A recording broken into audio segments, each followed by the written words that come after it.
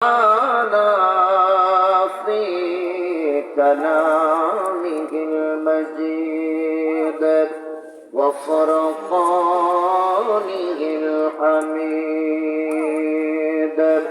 সকলে পড়েন আউযু বিল্লাহি মিনাশ শাইতানির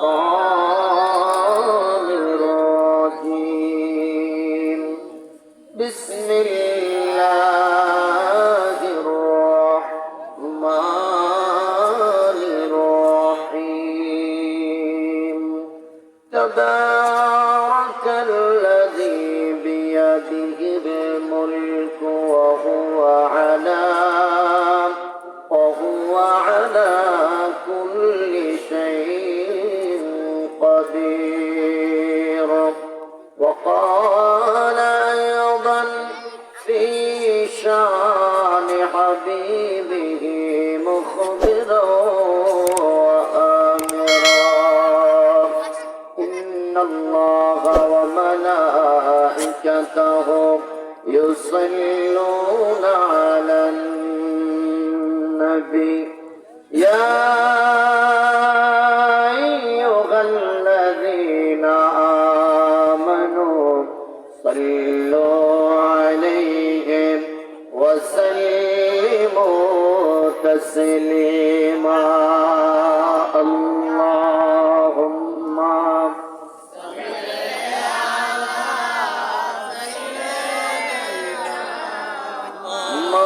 مولانا محمد وعلى آل سيدنا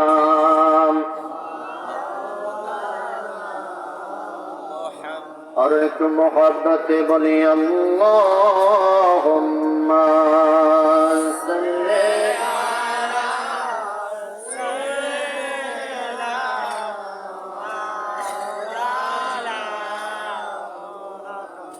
وعلى آل سيدنا مولانا কবর দেশে রাইখা সবাই আসবে যখন বাড়িতে নূরে নবীজি আসবেন তখন আমার আপনার শিয়রে আল্লাহুম্মা জোরে জোরে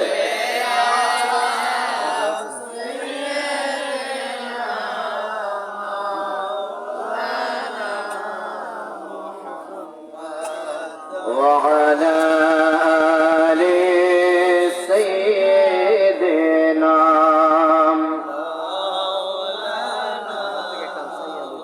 আপন আপন করো বান্দা কেউ তো তোমার আপন না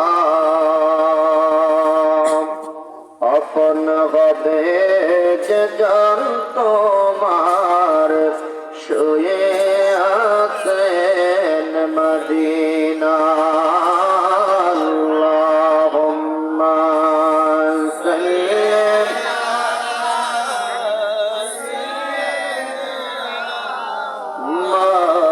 مولانا محمد وعلى آل سيدنا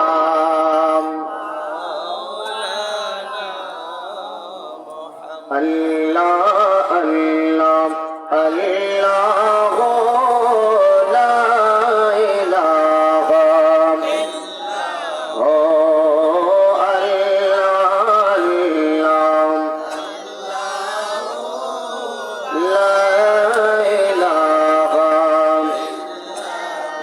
গুনাহগারের গুনাহগারে দরদে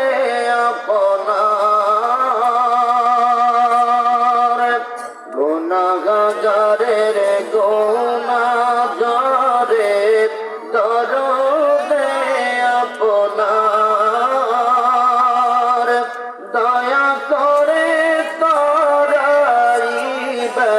দয়া করে তারাইবেন উম্মত গুনাহগার নবীজি আল্লাহ আল্লাহ লা ইলাহা ইল্লাল্লাহু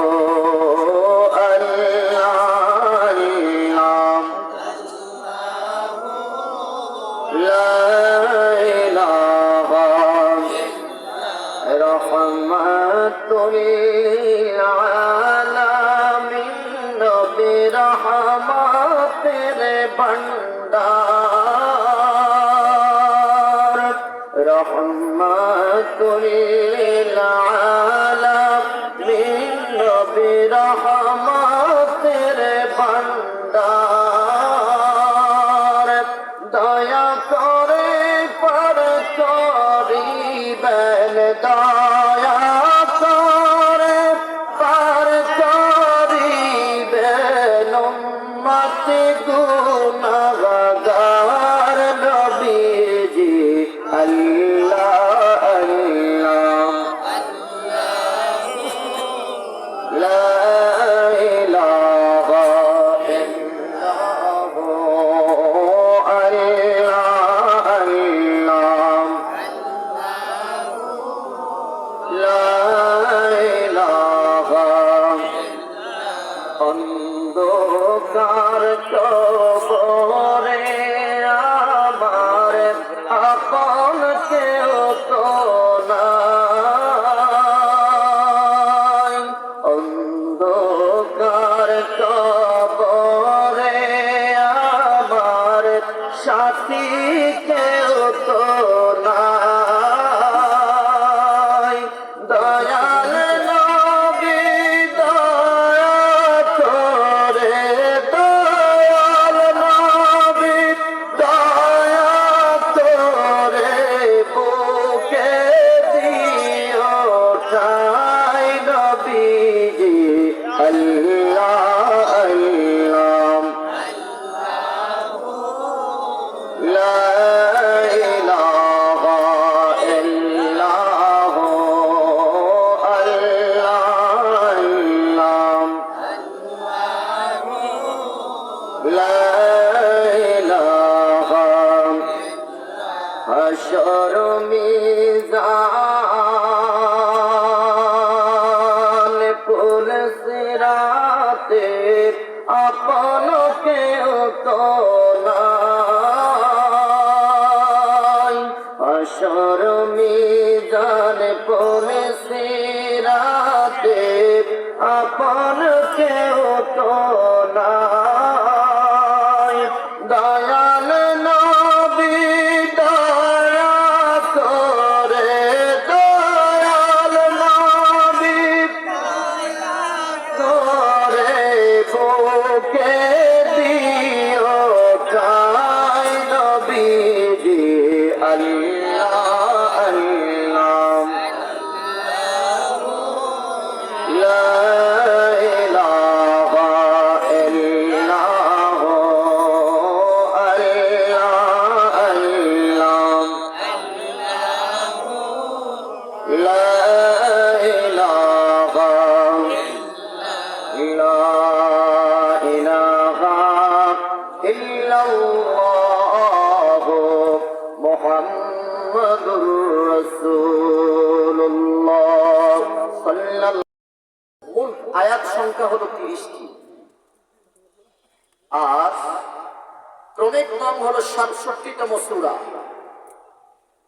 এই সূরাতে আল্লাহ রাজত্বের উপরে আলোচনা করেছেন অর্থাৎ পৃথিবীর রাজত্ব যারা পরিচালনা করে পৃথিবীতে যারা রাজত্বের চেয়ারে বসে তারা কিভাবে এই চেয়ারে বসে তাম পৃথিবীটা পরিচালনা করবেন আল্লাহ সেই দিক নির্দেশনা দিয়েছেন সুবহানাল্লাহ বলেন আরো জোরে বলেন সুবহানাল্লাহ অনেকেই বলে যে ইসলামে রাজনীতি নাই আমরা তো রাজনীতি করি না আমরা মহারাজের নীতি অনুসরণ করি রাজাদের মহারাজকে এত আস্তে কইলেন, জোরে বলেন রাজাদের মহারাজকে। আমরা তিনার নীতি করি, তিনার নীতি অনুসরণ করি। বলেন, কথা বলেন ঠিক কিনা? পৃথিবীর কোন রাজা বাদশার নীতি আমরা অনুসরণ করি? বলেন, আমরা অনুসরণ করি কাকে? আল্লাহ বলতেছে পৃথিবীর রাজত্বের মালিক হলো আল্লাহ, আমরা বলতেছি আমরা। বলেন দেখি সঠিক কাটা? পৃথিবীর মালিককে, আরো জোরে বলেন মালিককে। আমরা হলাম ভাড়াটিয়া। আমরা কি ভাড়াটিয়া আর মালিক? আচ্ছা বলেন দেখি, পৃথিবীতে ভাড়াটিয়া যদি 100 বছরও ভাড়া থাকে, সে কোনোদিন বাড়ির মালিক হতে পারে? কথা কন। মালিক ইচ্ছা করলে তাকে ঘাড় ধাক্কা দিয়ে বের করে দিতে পারে, কথা কন না? পারেননি। এই ক্ষমতা মালিকের আছে না নাই? সুতরাং ভাড়াটিয়া যারা, এরা কোনোদিন মালিক হতে পারে না। আমি মূল আলোচনায় প্রবেশ করার আগে সূরাতুল মুলকের একটি ফজিলত আপনাদেরকে শোনাবো। কারণ হলো এই সূরাতুল মুলক এমন একটি সূরা, যে সূরা প্রতিদিন কেউ যদি নিয়মিত তেলাওয়াত করে, হযরত আবু হুরায়রা রাদিয়াল্লাহু তাআলা আনহু থেকে বর্ণিত তাফসীর ইবনে কাসীরের মধ্যে এসেছে যে রাসূল পাক সাল্লাল্লাহু আলাইহি ওয়াসাল্লাম বলেছেন, এই সূরা কবরের আযাব আসার ক্ষেত্রে বাধা দানকারী হয়ে দাঁড়াবে। আরো আস্তে কোন সুবহানাল্লাহ, আরো জোরে বলেন। আপনারা মনে হয় কষ্ট হচ্ছে আপনাদের, না বক্তা পছন্দ হয়নি? চিন্তা করছেন প্রধান বক্তা একটু আবা কাবা পড়া থাকবে, তারপরে পাখিটাকে পড়া থাকবে, একটু মেকআপ টেকআপ পড়া থাকবে, তাই না? হুজুর একটু চাদর একটা কাঁধের মধ্যে দিয়া টুকটুক করে হাঁটতে চলে আইছে, আর চেহারাও তো একটা ভালো না, হ্যাঁ? মনে হয় পছন্দ হয়নি আপনাদের। আচ্ছা যাই হোক, আমি বেশি সময় আপনাদেরকে কষ্ট দেব না। বলেন দেখি, এমন একটা সূরা আমরা পাইলাম, আজকে আলোচনা শুনবো, যে সূরা কবরের আযাব আসতে গেলে বা আসতে চাইলে এটা বাধা হয়ে দাঁড়াবে না। এরকম একটা সূরা আমাদের দরকার আছে না নাই? আরো জোরে বলেন আছে না নাই? আমার রাসূল এই সূরা না পড়ে ঘুমাইতে যাইতেন না। আরো আস্তে করে সুবহানাল্লাহ। বন্ধুরা আমার, বাবারা, রাসূলুল্লাহ সাল্লাল্লাহু আলাইহি ওয়াসাল্লাম বলেছেন, জলিলুল কদর সাহাবী হযরত আবু হুরায়রা রাদিয়াল্লাহু তাআলা বর্ণনা করেন, দুনিয়ার মানুষেরা রে শুনে নাও, সূরাতুল মুলক, সূরাতুল মুলক এমন একটা সূরা, যদি কোনো মানুষ প্রতিদিন নিয়মিত তেলাওয়াত করে, এই সূরা কবরের মধ্যে বান্দার জন্য আযাব আসতে গেলে আযাবের জন্য বাধা দানকারী হয়ে যাবে। জোরে কোন সুবহানাল্লাহ, আর জোরে বলেন আল্লাহু আকবার। এরে দুনিয়ার মুসলমান, যে সূরা কবরের মধ্যে আমার সাথী হয়ে যাবে, যে সূরা কবরের মধ্যে আমার জন্য বাধা দানকারী হয়ে যাবে, যাতে করে আমার দিকে কবরের আযাব আসতে না পারে, এমন একটা সূরা আমরা পৃথিবীর জমিনের মধ্যে তেলাওয়াত করতে চাই কি চাই না? মাত্র আয়াত 30টা। এশার নামাজ পড়ে মসজিদ থেকে বের হওয়ার পূর্বে যদি আমরা 10টা মিনিট কোরআনের সাথে সম্পর্কটা রেখে যাই, সূরাতুল মুলক যদি তেলাওয়াত করি রে বন্ধু, রাসূলুল্লাহর হাদিস সাক্ষী, ওই কবরের ওই মাইয়াদের কবরের মধ্যে কোনোদিন কবরের আযাব হবে না। নবীজি বলেছেন মানিআতুম মিন আযাবিল কবর, সূরাতুল মুলক কবরের আযাবের ক্ষেত্রে বাধা দানকারী হয়ে দাঁড়াবে। এরে মুসলমান, 10টা মিনিট যদি কোরআনের সাথে আমরা সম্পর্কটা রাখতে পারি, আমার আল্লাহ রাসূল সাল্লাল্লাহু আলাইহি ওয়াসাল্লাম বলেছেন, সূরাতুল মুলক পাগলের ওই ব্যক্তির কবরে সূরাতুল মুলক তেলাওয়াতকারীর জন্য ওই কবরের মধ্যে তার জন্য কোনদিন আযাব আসবে না। শুধু তাই নয়, হযরতে আব্দুল্লাহ ইবনে আব্বাস রাদিয়াল্লাহু তাআলা বর্ণনা করেন, দুনিয়ার মানুষ, রাসূলুল্লাহর দরবারে একদিন আমরা উপস্থিত ছিলাম। গভীর মনোযোগ দেন, রাসূলুল্লাহর দরবারে একদিন আমরা উপস্থিত ছিলাম। আল্লাহর নবীর একজন সাহাবী বলেন, চেহারা নিয়ে রাসূলুল্লাহর দরবারে এসে হাজির হলো। বললেন, ইয়া রাসূলুল্লাহ, নবী গো, গত রাত সারা রাত আমি ঘুমাইতে পারি নাই। নবীজি বললেন, কেন? বলে যে, ইয়া রাসূলুল্লাহ, আমি রাত যাত্রা পথে যেখানে আমার সন্ধ্যা হয়ে গেল, সূর্য অস্তিমিত হয়ে গেল গো নবী, ওই জায়গার মধ্যে আমি তাবু গাড়লাম। হেরে যাত্রা করে মুসলমান, গভীর মনোযোগ দেন। নবীজির সাহাবী ডাক দিয়া বলতেছে, নবী আমি আমার তাঁবুটা ধরলাম, রাত্রি যখন হয়ে গেল, সন্ধ্যা যখন ঘনীভূত হয়ে গেল, তাঁবুর ভিতরে আমি মাগরিবের নামাজ আদায় করলাম, এশারের নামাজ আদায় করলাম। এশারের নামাজ আদায় করে আমি যখন ঘুমাইতে গেলাম গো নবী, ঘুমাইতে যাওয়ার পরে আমি যখন জমিনের উপরে মাথাটা রাখলাম, আমি দেখতে পেলাম জমিনের নিচ থেকে কোরআন তেলাওয়াতের সুর আসতেছে। আরো আস্তে কন্যা সুবহানাল্লাহ। মাটির ভিতর থেকে কোরআনের আওয়াজ আসতেছে। সাহাবীরা বলে, নবী আমার মনের ভিতরে প্রশ্ন, মাটির ভিতরে কিভাবে কোরআন তেলাওয়াত হতে পারে, মাটির ভিতরে কিভাবে কোরআনের আওয়াজ আসতে পারে? নবী আমি প্রথমত এই আওয়াজটা শোনার পরে একটু অবাক হয়ে গেলাম। দ্বিতীয়ত আমি যখন কোরআনের সুর শুনতেছি, আমি যত শুনি আমার কাছে তত ভালো লাগে। বলেন কোরআনের আওয়াজ শুনলে পরে ইমানদারের ইমান বাড়ে না কমে? আরো জুড়ে বলেন কোরআনের সুর শুনলে পরে আমাদের কাছে ভালো লাগে না খারাপ লাগে? পৃথিবীর জমিনে যারা কোরআনের দুশমন, যারা আল্লাহর দুশমন, নবীর দুশমন, যারা মুনাফিক, যারা নাস্তিক, তারা কোরআনের সুর শুনলে পরে তাদের শরীরের মধ্যে চুলকানি আরম্ভ হয়। কথা কয় না? আরো জোরে বলেন ঠিক কিনা? কোরআনের কথা শুনলেই পরে তাদের শরীরে অ্যালার্জি শুরু হয়ে যায়। কোরআনের আলোচনা শুনলেই পরে 140 তারা দাঁড়ি করে কোরআনের তাফসীরুল কোরআন মাহফিল গুলো বন্ধ করে। কথা কোন ঠিক কিনা? আরো জোরে বলেন ঠিক কিনা? এরকম নাফরমান পৃথিবীতে আছে না নাই? অথচ আল্লাহ বলতেছেন, ইযা তুলিয়াত আলাইহিম আয়াতুহু যাদাতুহুম ঈমানা। জোরে জোরে বলেন আল্লাহু আকবার। আমার আল্লাহ ডাকটা বলতেছে, বান্দা তোর ভিতরে যদি ঈমান থাকে রে বান্দা, কোরআন শোনার পরে তোর ঈমান তাজা হতে থাকবে, ঈমান বাড়তে থাকবে। আল্লাহু আকবার বলেন। বেঈমানের কাছে কোরআন ভালো লাগে না, বেঈমানের কাছে কোরআনের সুর ভালো লাগে না, বেঈমানের কাছে কোরআনের তাফসীর শুনলে পরে ভালো লাগে না। কথা কোন ঠিক কিনা? আমি জানতে চাই এই জমিনটা কার? আওয়াজ করে বলেন জমিন কার? এই জমিনে হুকুম চলবে কার? দুনিয়ার কোন ভক্ত চক্ষুকে ভয় করা যাবে না, দুনিয়ার কোন পাপী নেতার সামনে মাথা নত করা যাবে না। মুসলমান জীবন যাবে তো ঈমান যাবে না? কথা বলেন ঠিক না? জীবন যাবে, আমাদের কোনদিন ঈমান যাবে না। আমরা কোরআনের কথা বলবো, কোরআনের পক্ষে লড়বো, আল্লাহর জমিনে কোরআনের দিন কায়েম করবো। কথা কোন ঠিক না? রাজি আছেন? রাজি আছেন? ওই হাত তুলে আল্লাহকে দেখাও।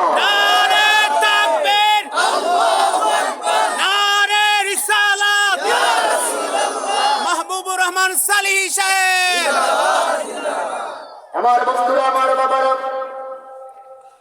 এই জগতের মধ্যে কোরআন যদি আমরা বিশ্বাস করি, কোরআনের সাথে যদি আমাদের সম্পর্ক হয়ে যায়, বলেন দেখি কোরআন আমাদেরকে বাঁচাইতে পারে কি পারে না? বাঁচানোর মালিক আল্লাহ। কোরআন হলো আমাদের জন্য উসিলা। কথা কোন ঠিক কিনা? ছোট্ট একটা উদাহরণ দেই। মুসলমান নবীজি একদিন কোরআন তেলাওয়াত করতেছে। এরে মুসলমান গভীর মনোযোগ দেন। নবীজি একদিন কোরআন তেলাওয়াত করতেছে। সূরা লাহাব যখন নাযিল হয়ে গেল, আবু লাহাবের স্ত্রী তার দাসীদেরকে নিয়ে সদল বলে দেশীয় অস্ত্রের সাজে সজ্জিত হয়ে নবীকে মারার জন্য কাবার চত্বরের দিকে আসতেছে। রে মুসলমান, সিদ্দিক আকবর ডাক দেয়া বলে, নবী আমার কাছে মনে হচ্ছে তারা আপনি রাসূলকে পৃথিবীর জমিন থেকে উৎখাত করে দেওয়ার জন্য, আপনি রাসূলের আদর্শকে পৃথিবীর জমিনের সাথে বিলীন করে দেওয়ার জন্য তারা আসতেছে। গো নবী, আপনি রাসূলকে টার্গেট করে তারা আসতেছে। নবী আপনি একটু হুঁশিয়ার হয়ে যান।